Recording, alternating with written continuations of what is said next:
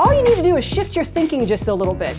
Because right now, I bet as you visualize all the different content marketing that you want to do, all the different platforms you're using, the Facebook and the LinkedIn and the Twitter and all that stuff, you're visualizing that like they're individual compartments.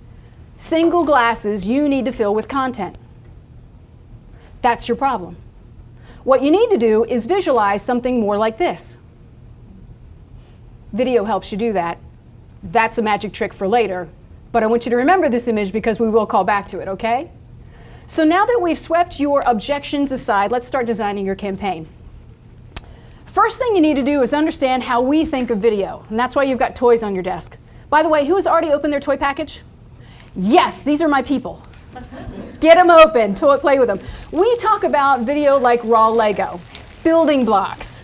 You gotta nudge them, right? You pull them apart, you put them back together. And I don't mean Lego like you buy them today, where you get this little box and it makes like one tiny race car, and that's all it makes. It's too specific. I mean the big old bucket of building blocks you'd clatter out on the table, and I would build a race car, and you will build a barn for your pony, and you would build a spaceship, and that guy back there, he'd build a gun, whatever it is, right? We tear them apart, we throw them back in the pile, and we build new stuff. That's raw video. So you can mix and remix it in a lot of different ways to meet your marketing objectives. That is fascinating to me as a block builder. I could get lost in that. But as fascinating as that is, we have to find a way to strategically find the right horse for the course. Which type of video do we use and where? So let's dive right into that. Embrace the sales funnel. You got to start here. This is another visual that will be important to you. These are predictable stages of a relationship as you move somebody from a prospect to a client or a customer.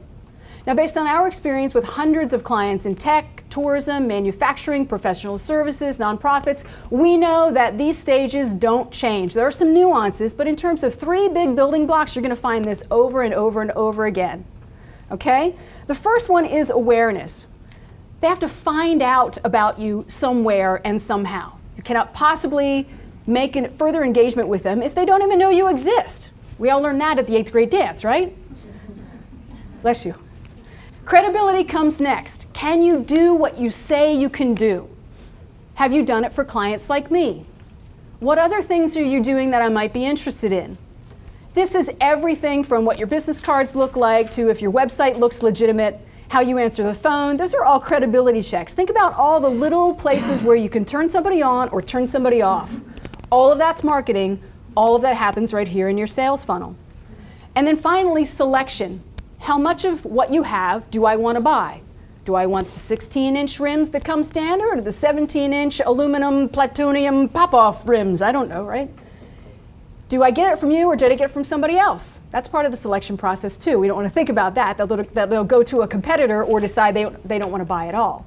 But that's the last and final stage. Now, a lot of people want to jump right into that last step, the selection process. They want to market right there. They want to tell a prospect about every widget in the shop.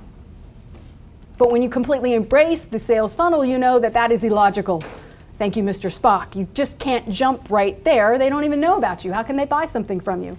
And if they know about you but don't trust you, they won't buy anything from you then either, will they?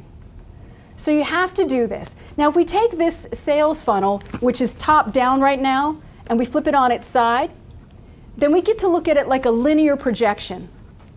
And this will better help us align and represent the relative positions that video can take as we work through this relationship flow. It becomes very predictable in a certain way. I'm going to leave this blank for now. We'll come back to that after we talk a little bit about some of the most commonly used types of video and its effect it can have within the sales funnel, okay? So just park that. Can you bear with it? Be strong. Okay, we'll come back to it, I promise.